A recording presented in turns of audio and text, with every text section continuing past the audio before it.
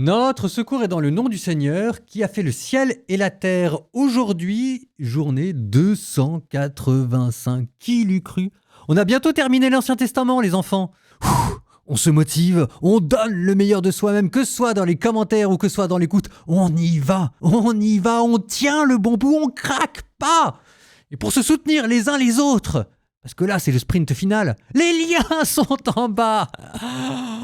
On a tous besoin d'être motivés. Ceci dit, je trouve qu'on s'en tire plutôt pas mal. Il y a un petit côté sympa dans Esdras et dans Néhémie, même si jamais il y a des longues listes. Tiens, d'ailleurs, on va en retrouver une. Esdras 10, 11. Et vous oubliez pas au passage de faire un petit tour dans les liens en bas. À tout de suite pour les commentaires.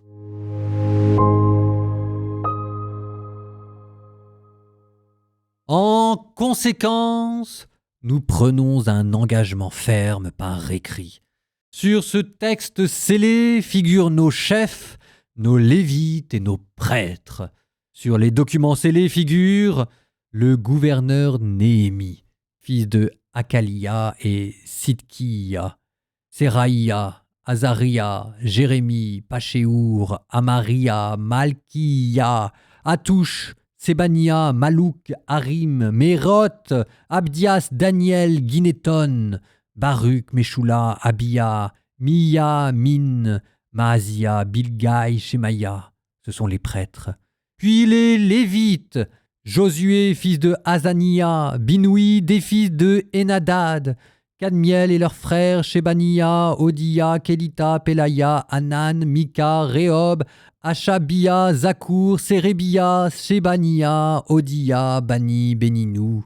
Les chefs du peuple, Paréosh, Palat Moab, Elam, Zatou, Bani, Bouni, Asgad, Bebaï, Adonias, Bigwai, Adin, Ater, Ézéchias, Azour, Odiya, Ashum, Besaï, Arif, Anatot, Nebaï, Makpiash, Meshulam et Ezir, Méchézabel, Sadok, Yadoua, Pelatia, Anan, Anania, Osé, Anania, Hashub, Aloesh, Pila, Shobek, Reum, Ashabna, Maaseya, Aïya, Anan, Malouk, Harim, Baana.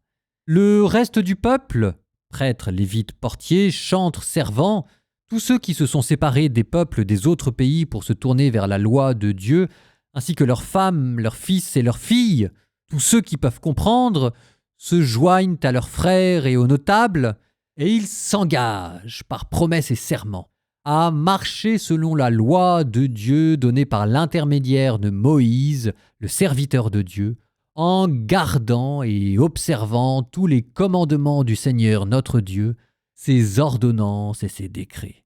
En conséquence, nous ne donnerons pas nos filles aux gens du pays, et nous ne prendrons pas leurs filles pour nos fils. Si les gens du pays apportent pour les vendre le jour du sabbat des marchandises ou quelques denrées que ce soit, nous ne leur achèterons rien, ni pendant le sabbat, ni un jour de fête. Et la 7e année, nous renoncerons aux produits du sol et remettrons les dettes de toutes sortes. Nous nous sommes fixés pour règle de donner 1/3 de cycle par an pour le culte dans la maison de notre Dieu, pour le pain de l'offrande de céréales, l'offrande perpétuelle et l'holocauste perpétuel, pour les sabbats, les nouvelles lunes, les solennités, et pour toutes les choses consacrées, pour les sacrifices d'expiation en faveur d'Israël, pour tout le service de la maison de notre Dieu. Nous, les prêtres, les lévites et le peuple, nous avons aussi réglé par le sort la question de l'offrande de bois que l'on doit apporter à la maison pour allumer le feu sur l'autel du Seigneur notre Dieu, comme il est écrit dans la loi. De même, on doit apporter chaque année à la maison de notre Dieu les prémices de notre sol, les prémices de tous les fruits de tout arbre, ainsi que les premiers-nés de nos fils et de notre bétail, comme il est écrit dans la loi, les premiers-nés de notre gros et de notre petit bétail, qu'on apporte à la maison de notre Dieu, sont destinés aux prêtres, en fonction dans la maison de notre Dieu. De plus, les premières de nos fournées, nos contributions, fruits de tout arbre, vin nouveau, huile fraîche, nous les apporterons aux prêtres dans les salles de la maison de notre Dieu. La dîme de notre sol ira aux Lévites, et ce sont les Lévites eux-mêmes qui percevront la dîme dans toutes les villes où nous travaillons. Un prêtre, fils d'Aaron, accompagnera les Lévites Quand ils percevront la dîme, les Lévites prélèveront le 10e de la dîme pour la maison de notre Dieu et l'apporteront dans les salles de la maison du trésor. C'est en effet dans ces salles que les fils d'Israël et les fils de Lévi apportent la contribution en froment, vin nouveau et huile fraîche.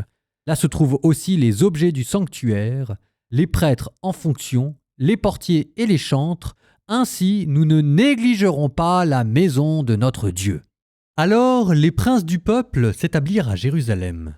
Le reste du peuple tira au sort pour faire venir un homme sur 10 habiter à Jérusalem, la ville sainte, tandis que les 9 autres resteraient dans leur ville. De plus, le peuple bénit tous les hommes qui furent volontaires pour habiter à Jérusalem. Voici les chefs de la province qui s'établirent à Jérusalem. Dans les autres villes de Juda habitaient les Israélites, les prêtres, les Lévites, les servants et les fils des serviteurs de Salomon, chacun en sa propriété dans leur propre ville.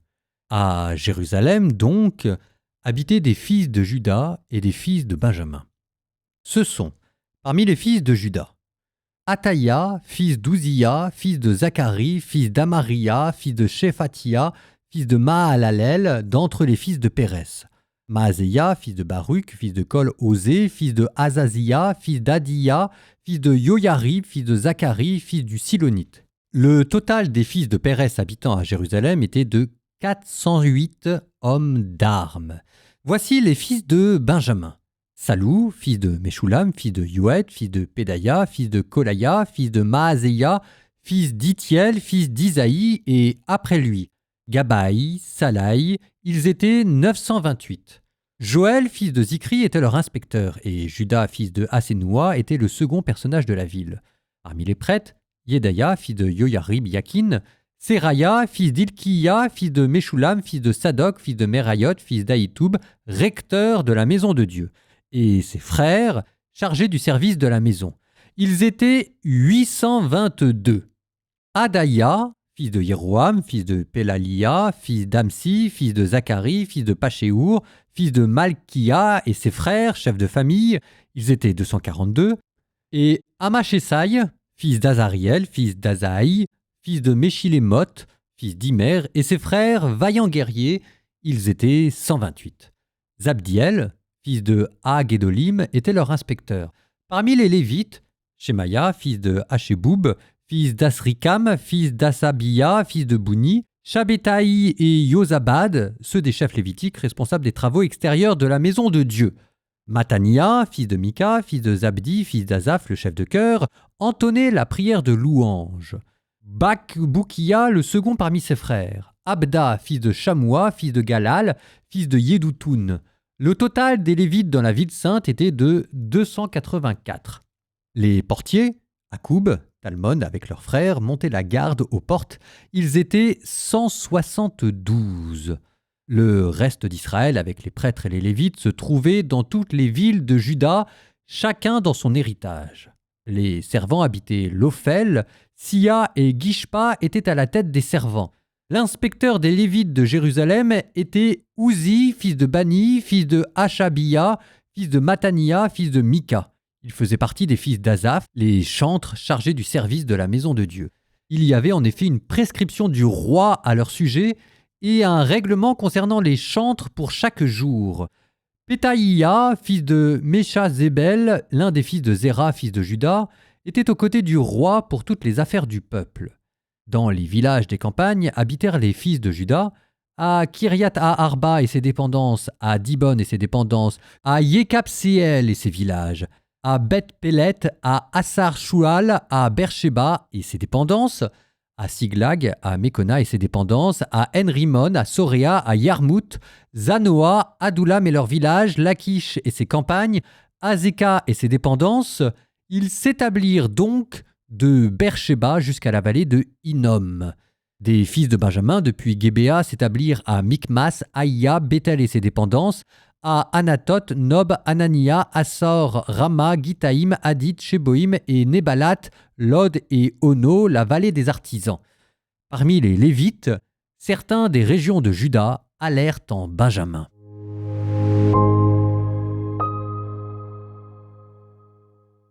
Alors la liste, est-ce que vous avez trouvé ce qu'elle avait de particulier cette fois ? Je vous dis qu'à chaque fois qu'il y avait une liste, ça permettait de faire un coup de sonde pour voir l'état du peuple où on en était. Et bien cette fois-ci, à travers cette liste, il s'agissait de vous montrer comment est-ce que maintenant, c'est tout le pays entier qu'on est en train de repeupler. Pas seulement Jérusalem. C'était ça la nouveauté.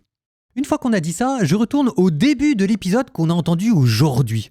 Si jamais vous avez fait attention, vous êtes aperçu que le peuple s'engageait par écrit. Ça veut dire quoi, s'engager par écrit ? Ça veut dire que l'épisode d'avant, on avait entendu une prière dans laquelle le peuple confessait son péché et demandait la miséricorde de Dieu. Je vous ai dit que dans la tête des Israélites, il y avait eu rupture d'alliance avec l'exil et qu'il fallait à nouveau contracter une nouvelle alliance avec Dieu. Et donc, pour formaliser ce nouveau contrat, on couche par écrit ce qui vient d'être dit. Alors, c'est à la fois très beau et en même temps très triste et très émouvant. Parce que d'habitude, normalement, c'était un patriarche. Normalement, c'était une personne, Moïse, David, Abraham, qui contractait avec Dieu une alliance. On offrait un sacrifice à Dieu et Dieu envoyait un signe, un arc-en-ciel à David, une torche qui passait entre des animaux pour Abraham, la théophanie du mont Sinaï pour dire que Dieu acceptait cette alliance. Alors comme on essaye de vraiment faire une alliance avec Dieu, pour prouver à Dieu qu'on est de bonne volonté, on va s'engager, nous, humains, à des nouvelles conditions. Et en l'absence d'un Moïse, d'un David ou d'un Abraham, c'est le peuple qui tient ce rôle. Vous sentez que c'est plus le même peuple d'avant l'exil. Alors maintenant, c'est quoi l'engagement qu'ils mettent par écrit ? La réponse est, on accepte qu'il n'y ait plus de mariage mixte. Encore ? Là, manifestement, il y a un truc. Et ensuite, deuxième engagement, oui, nous payerons l'impôt religieux. C'est que là, en fait, vous êtes en train de mettre en place une théocratie. Avec ces questions de pureté, avec ces questions de hiérarchie sacerdotale et d'impôt religieux, moi, je m'excuse, mais du coup, ça pose quand même une question. C'est quoi la différence entre la théocratie du deuxième temple à Jérusalem qu'on est en train de voir se mettre en place, et moi, je sais pas quoi, mais par exemple, l'Iran des mollahs, qui est aussi une théocratie, c'est quoi la différence entre les deux ? Alors, il y a des petites différences. D'abord, je pense que la principale, c'est de se dire que le royaume de Juda qui est en train d'être fondé, il ne se fait pas sous fond de revendication d'indépendance nationaliste. Bon, ensuite, deuxième grosse différence, c'est qu'on ne vous a pas parlé d'un contrôle policier et d'une armée, d'une police des mœurs.